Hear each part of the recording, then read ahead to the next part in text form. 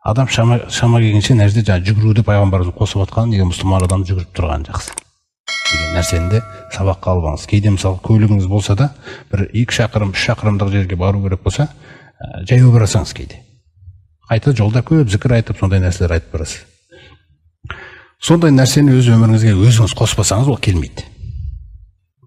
Пайғамбарымыз саллаллаху алейхи ва саллям осы нәрсені істейді. Сол кезде жаңағы құрайыштардың көздері бадырайып, мынау әбден жаңағы Мединаның безгегі әлсіретіп, мыналарды оңдырмай тастады деп едіңдер. Мыналарың кәдімгідей киік пен елікке ұқсайды ғой дейді. Сонда олардың ойлаған нәрсесі болмай қалды. Сол секілді әлсіздік деген нәрсені қоғамда Алла Тағала біреуді аурумен сынап жатуы мүмкін, біреуді таршылықпен сынап жатуы мүмкін. Ол жамандық емес асылы. Ол жерде сенің ақыретің шешіліп жатқан нәрсе. Жәннатқа қарай жолың шешіліп жатқан нәрсе. Міне, дәл сол уақытта Алланың жөн көргені сол сізге. Жәннат үшін, ақыреттегі қиындықтан азат ету үшін да, және сені тәрбиелегісі келеді. Сенің ойыңдағындай болмайды, мен ойлағандай болады деген қағидаға сізді көндіргісі келеді да. Сіз соған көнсеңіз, сіз нағыз мұсылмансыз. Керек болса тіпті кешегі сүйікті құлдарының бірі болған, мысалы пайғамбар Аюб алейхиссаламды 18 жылға көндіріп қойған Алла Тағала. Оның қасында біз неміз? Сондықтан сырқат келді ма? Жаңағындай бір мысалы сырқат келіп қалған кезде, таршылық болып қалған кезде, біреудің баласы ауырып қалса, тіпті баламыз мысалы жаңағындай біреуміздің үйінде жаңағындай мысалы денсаулығы нашар бала дүниеге келіп жатса да, осындай нәрселер болып жатса да, ол нәрселерді жаңағы анау бүгінгі не сияқты жаңа неге сала бермей, телефонға, интернетке дегендей таныстырып, менде осындай болып жатыр деп ток-шоуға қатысып, мысалы айтайық, менде мұндай болып жатыр деген нәрсенің барлығы пайғамбарымыздың сүннетіне қайшы нәрсе. Бұл мұсылман сенің әлсіздігіңді көрмеу керек. Сенің әлсіздігіңді тек кім көреді? Алла Тағала. Пайғамбарымыз саллаллаху алейхи ва саллямды қараңыздар, Таифтан сүргін қылған кезде де, Таифтан қуалап шығып, таспен атқылап, аяғы қанап атқан кезде, сондағы айтқан дұғасы: Аллах Тағала, мен мына қуатымның әлсіздігін, амал шарамның аздығын, мынау адамдардың мені қорлап атқан, тек өзіңе ғана білдірем ғой дейді. Тек өзіңе ғана білдіремін.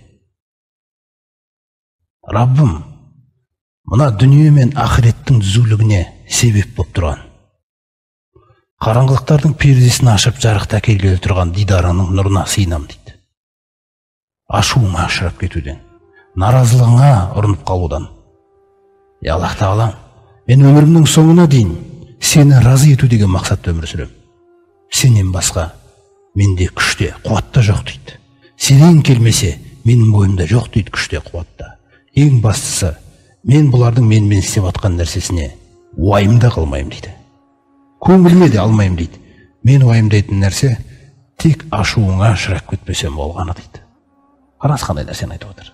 Олай болса, әлсіздігің қай уақытта жарасады? Раббым, менің қолымнан келмей жатыр деген нәрсе Алланың алдында әлсіреуіңді, Аллаға қарай сүміреуің, міне жарасады. Өйткені шын мәнінде менде не бар? Менде Алла бермесе, күшіммен мен не істей алам? Алла Тағала оның береке бермесе. Осындай нәрсе, жаңағы жерде пайғамбарымыз сол нәрсені ойлап, олардың жаңағы көріністері, жаңағы үстінен бүйтіп қарап отырулары бүгінгі күні, ол не ол? Телевизор немесе интернет.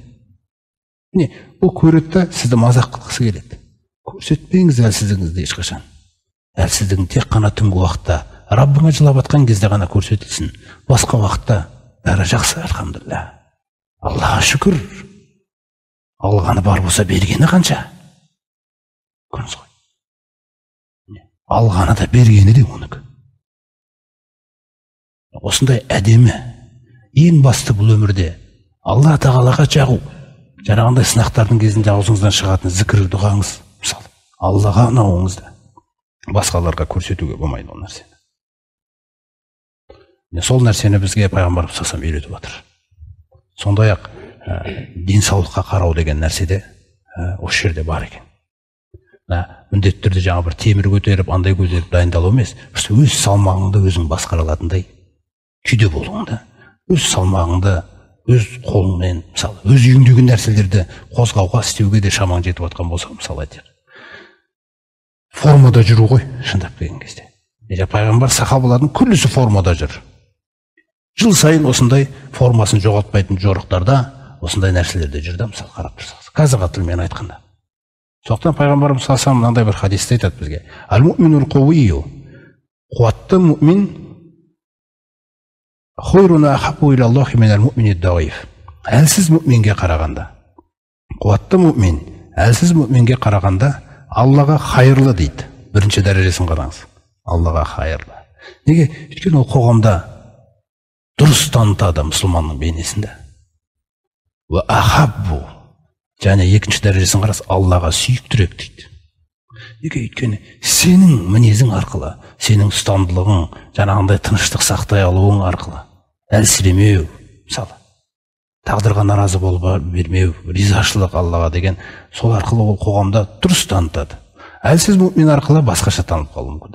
Күлі нәрсе. Не болып кетті дей берсе, мысалы айтайық. Сол сияқты, алайда күшті мұъмин әлсіз мұъминнен мен күштімін деп алдану ауруына шалдықпас үшін. Және әлсіз мұъмин күшті мұъминнің алдында мен сондай бір нашар екенмін ғой деген бір нәрсеге түсіп кетпеу үшін пайғамбарымыз саллаллаху алейхи вассалам бұны емдеп дұрыс түсінуім үшін «Ва фи куллин хайрун», екеуінде де хайыр бар дейді. Әлсіз мұъмин жоқ дегенде өзіне берілген парызын нәрселерін ұстанып жүрген болуы мүмкін. Зиян тисе де өзіне ғана бір зиян тиіп жатқан шығар дегендей нәрсе. Бірақ күшті мұъмин ол мына дінді дұрыс таныту үшін қоғамда керекті нәрселер. Сондықтан күштілікті қалай үйренемін мен деп сұрасақ, Аллахтың елшісі бұл күш қуатты мұъмин қалай боламын мен десек, ол үшін мен жаңағындай темірлер көтеру керекпін ба, тағы да басқа нәрсе ме деген сұрақты қойып жататын болсақ, қуатты мұъминнің бірінші сипаты дейді. Қуатты мұъмин болу үшін, күшті мұъмин болу үшін бірінші сипатың мынау болу керек дейді. Нәрсе? Ихрис аля ма янфаук. Өзіңе пайда келтіретін нәрсеге ғана ұмтыл. Қараңыз, қай жақта ақау кетіп жатыр бізде. Біз көбінесе білім алсақ та, бірдеңелерді оқысақ та, бір өзімізге зиян келтіретін нәрседе жүруіміз мүмкін. Білім ба, жұмыс па, іс па, қандай нәрсемен айналсын, өзіңе пайда келтіретін нәрсеге ғана ұмтыл. Қандай нәрсе. Екіншісі, жәрдем сұрайсың ба? Оңай жағдай ма, қиын жағдай ма? Вастағин билля. Алладан сұра дейді жәрдемді. Қараңыз. Ешкімге мұқтаж емессің. Ешкімге әлсіздігіңді барып жаймайсың. Алладан жәрдем сұрайсың. Уәлә тағжас. Және де әлсіздікті танытпа дейді. Осал болма дейді. Әлсіздік танытпа, осал болма. Қандай да бір проблема шыға келсе де, иншалла, Алла қаласа жеңіл болады де. Енді қайтем деген сөзді айтпа, мысалы. Әлсіреме. Сен әлсіремейтін болсаң, сенің қасыңда өсіп келе жатқан балаға бір арнайы мектепке беріп те қажет емес. Ол әлсіремеуді сізден үйренеді. Өйткені көрмеген сізден ешқашан. Енді қайттым деген сөзді естімеген ол өмірінде. Көрме? Дастарханды тарс еткізіп, бірдеңке ойындағы адамды сарт еткізіп, бұл әлсіздік негізі. Бұны шайтан күштісің деп отыр. Негізі бұл деген әлсіздік, осалдық. Сен өзің ұстай алмадың. Ондай адам кімге көмектесе алады? Бұны көрген балаң жаққа қашып кетеді де, ертеңгі інісіне не дейді? Болды, копировать етеді сізді. Сіз авторитетсіз оған. Ол білмейді қазір сізді, қай жеріңіз дұрыс, қай жеріңіз бұрыс екенін. Сондықтан Алладан жәрдем тіле. Және әлсіздік, осалдық танытпа дейді. Уайын асабака шейун. Басыңа бір мұсибат кеп қалса, ойламаған жерден. Егініңе тиді ма, малыңа тиді ма, көлігіңе тиді ма, денсаулығыңа тиді ма, туысқаныңа тиді ма, балаңа тиді ме? Қандай да бір нәрсе мұсибат кеп қалса, сол кезде фәлә тақул. Ләу әнни фаалду кана каза ва каза. Егер де мен бұны былай істегенімде ғой, онда былай болар еді ғой деген егер деген сөзді кіргізбе дейді. Алайда былай деп айт дейді. Qadarullah, Алланың құдіретті тағдыры. Маша Аллаху фаала. Алла қалаған нәрсесін істеді. Раббым біледі, дана, мен білмеймін. Мен көнем Раббыма деген нәрсе тұру керек істе. Өйткені ләу, ол яфтаху амаля шайтан дейді. Ол шайтанға, сені адастырғысы келіп тұрған шайтанға, сені адастыруға амал есігін ашып береді дейді. Түсіндіңіз ба? Мен сондықтан күшті болудағы негізгі нәрселер. Алламен байланысымызды күшейту керекпіз. Алламен байланысты күшейту деген кезде ол қандай нәрсеге кеп өзегі қай жерде десе, Алламен байланыс рас болу керек.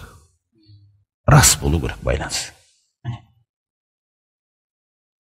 Сондай нәрселер шын болу керек. Жәннатты сұрап атқаным шын болу керек. Тозақтан сыйынып атқаным шын болу керек. Байланыс шын болу керек. Осы нәрсе бізде рас болатын болса, сен күштісің.